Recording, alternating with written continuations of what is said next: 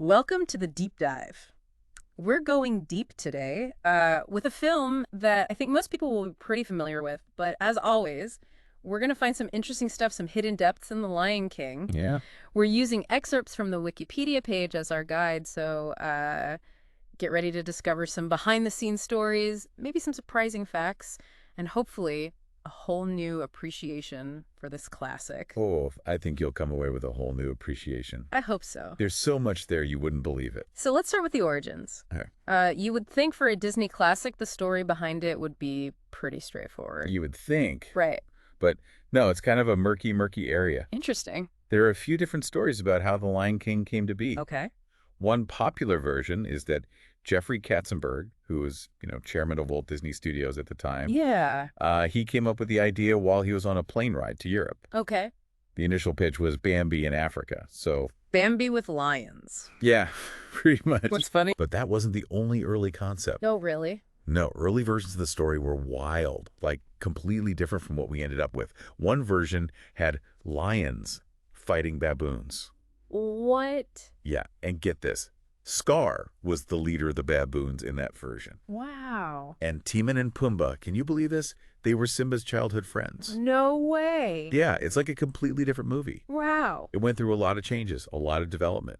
Well, what's interesting is that The Lion King was actually the first completely original animated story from Disney. Oh, really? Yeah, up to that point, most of their animated films were based on, existing fairy tales, books, folklore, things like that. Yeah. So this is a pretty big departure for them. That's fascinating. Yeah. So it really was a gamble, but it obviously paid off. It did. It really did. I mean, it became a global phenomenon, but it wasn't an easy road getting there. I bet. A lot of blood, sweat, and tears went into making that film what it is. Yeah. And speaking of influences, something that always jumps out at me is the Shakespearean angle.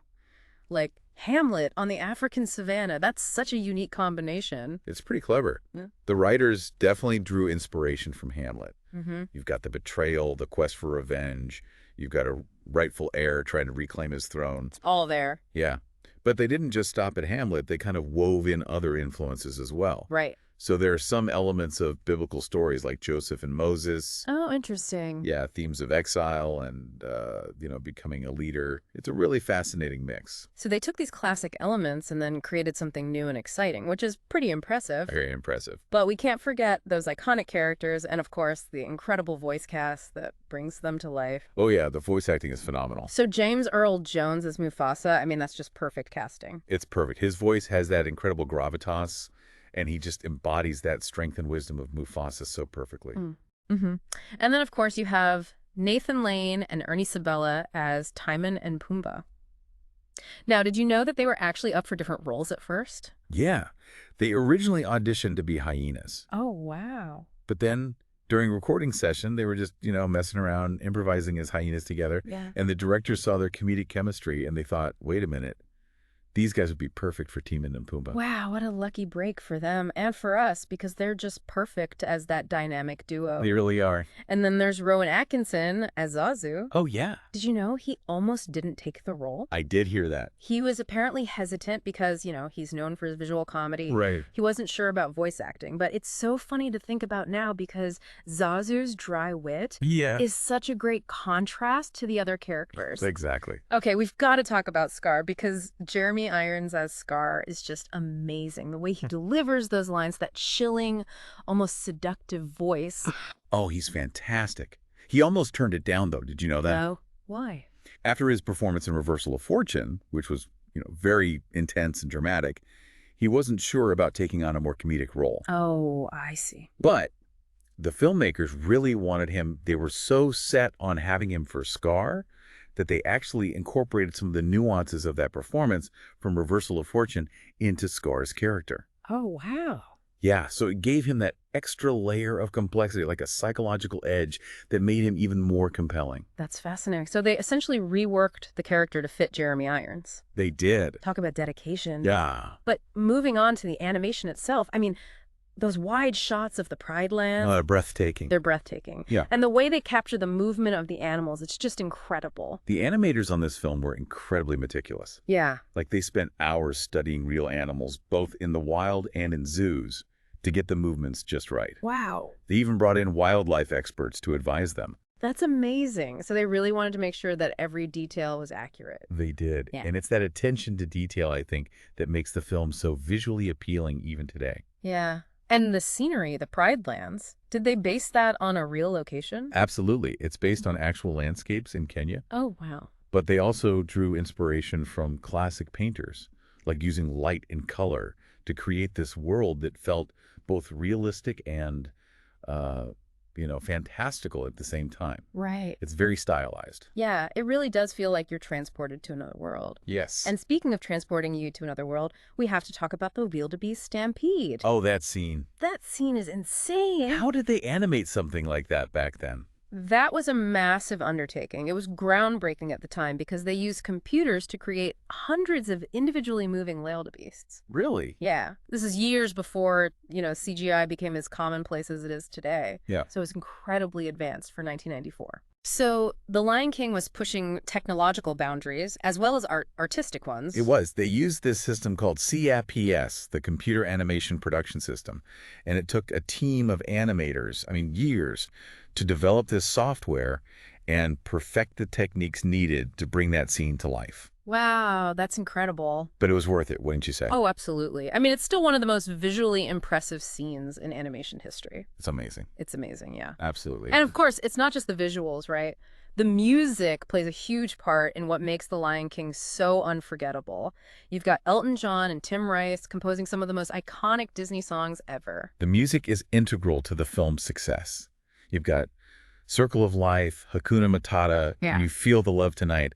The list goes on. It does. And it's not just Elton John and Tim Rice. Yeah. They brought in Le Bohème to incorporate traditional African music and choral elements, which gave the soundtrack that really distinct, authentic feel. Yeah, I think that's one of the things that makes the music so powerful. It blends those familiar Disney sounds with African influences.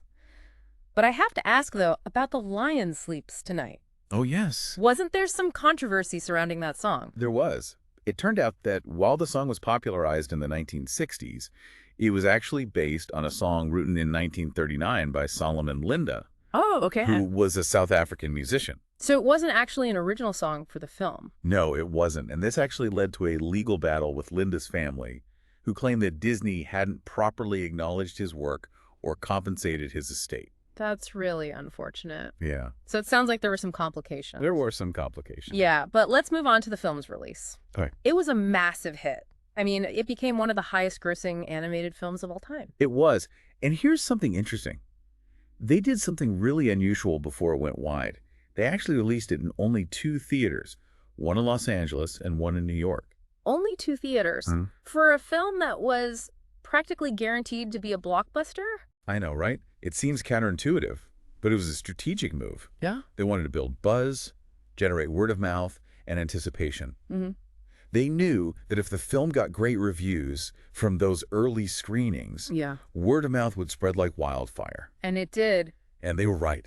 It did. Critics raved about it. Oh, they did. Roger Ebert called it a superbly drawn animated feature. The Washington Post praised its spectacular visuals. That's incredible. So they really went for quality over quantity, and it paid off in a big way. It did. The Lion King ended up winning 2 Academy Awards, one for Best Original Song and one for Best Original Score. Wow, what a success story. It also won a Golden Globe for Best Motion Picture Musical or Comedy. It really is a phenomenal film. It is. But I remember there was some controversy, too. Oh, yeah? There was this strange incident with the dust clouds. Oh, yeah. Some people thought they spelled out the word SX.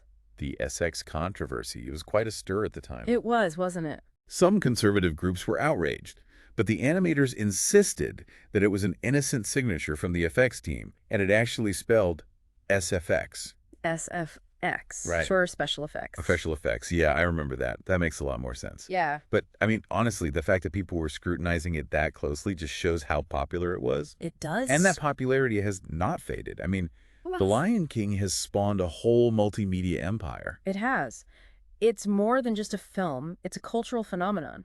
You've got sequels, TV shows, video games, theme park attractions. Yeah, it really is its own universe. It's amazing. Speaking of which, the Broadway adaptation is incredible. Oh, it's spectacular. I mean, the puppetry is unbelievable. The way they bring those animals to life on stage, it's amazing. And the music, of course, is fantastic. Yeah, it's not just a rehash of the film. It's like a whole new dimension of storytelling. Exactly. It's its own unique interpretation.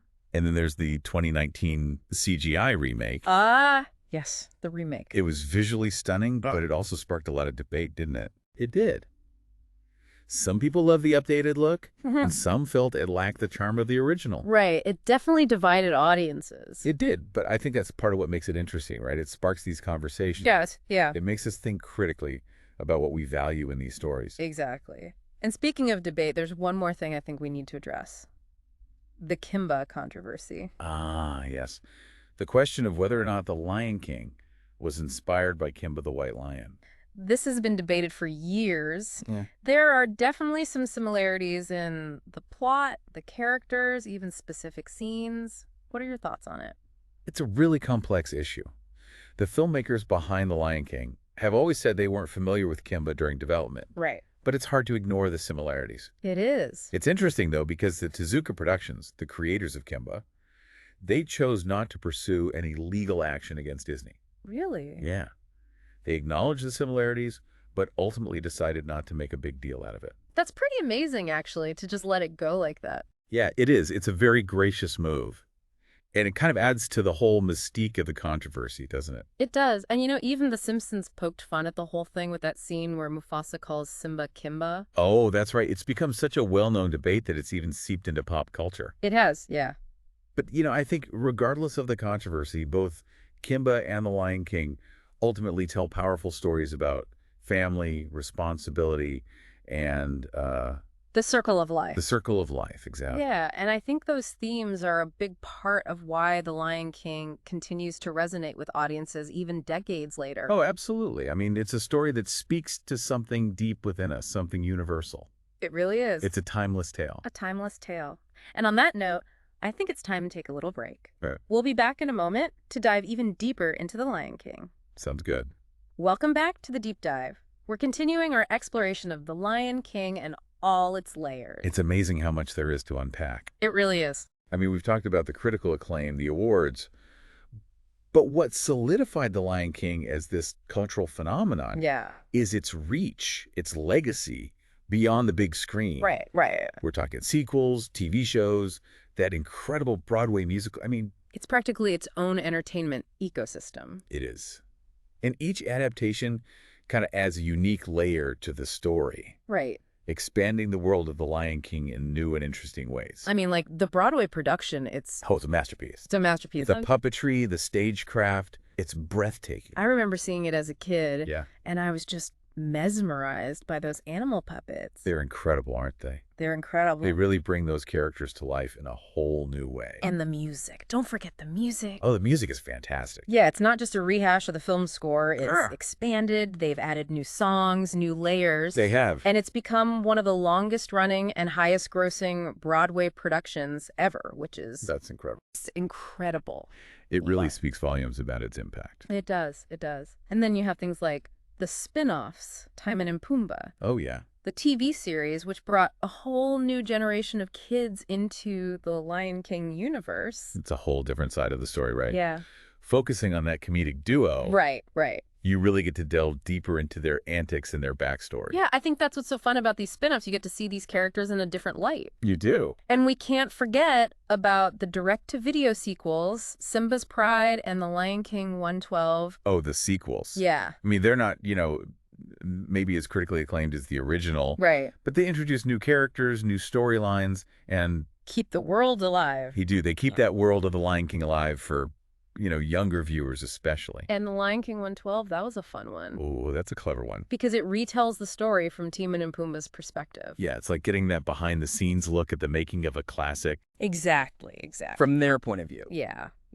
And then, of course, we have to talk about the 2019 CGI remake. Ah, the remake. It was visually stunning. It was a technological marvel, pushing the boundaries of photorealistic animation. It really was. But it sparked a lot of debate, didn't it? It did. About The necessity of remaking classics. Yeah, some people loved the updated look. Some people felt like it was missing something, that Right. kind of charm of the The original. heart. Yeah, the heart. I think it's an interesting conversation to have, though, I right? love this. About, what are we looking for in these remakes? What makes a good remake? Right, and should we even be remaking these classics? And I Right. think it's a valid question. It is. But it's interesting, too, how the remake kind of reignited that whole debate about the similarities between The Lion King and Kimba the White Lion. Oh, yes, the Kimba controversy. It's been going on for years and years and years. Decades. Decades, yeah. I mean, there are some people who point to those really striking resemblances, the characters, the plot points. Yeah, even specific scenes. It's hard to deny. It's hard to deny, and they accuse the filmmakers of plagiarism. Right, right. But the filmmakers behind The Lion King have always denied that, right? They've consistently denied any direct influence from Kimba. Mm-hmm. Claiming that they weren't even familiar with the anime. Right, during development. During development. Now, that's hard to believe. It is a little hard to believe considering how many similarities there are. Yeah.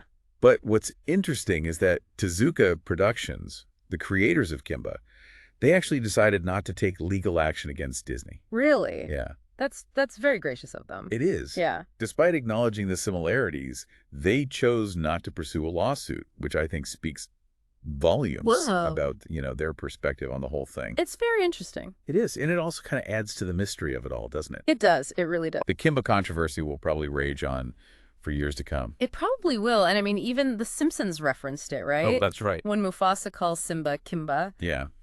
It's become this pop culture in-joke, really highlighting how much this debate has kind of permeated our collective consciousness.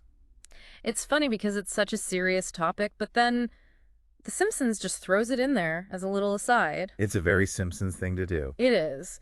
But ultimately, I think, regardless of these similarities or, the lack thereof, Yeah. both Kimba and The Lion King tell really compelling stories They do. that resonate with audiences. And The Lion King, with those Shakespearean themes, the breathtaking animation, the music. The unforgettable music. It's captivated audiences for decades. It really has, and it continues to do so with these themes that are so timeless.